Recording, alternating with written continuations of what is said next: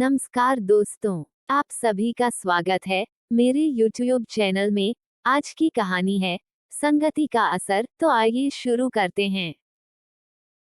एक बार एक राजा शिकार के उद्देश्य से अपने काफिले के साथ किसी जंगल से गुजर रहा था। वह धीरे धीरे घने जंगल में प्रवेश करता गया।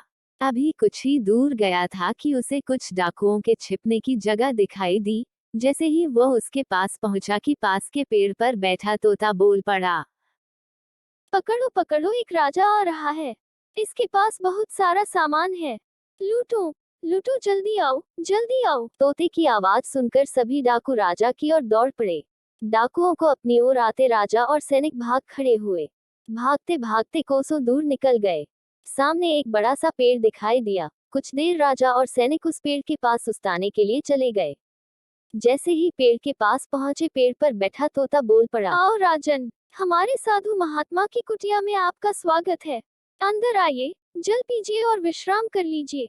तोते की बात सुनकर राजा हैरत में पड़ गया और सोचने लगा कि एक ही जाति के दो प्राणियों का व्यवहार इतना अलग अलग कैसे हो सकता है। राजा को कुछ समझ नहीं आ रहा था।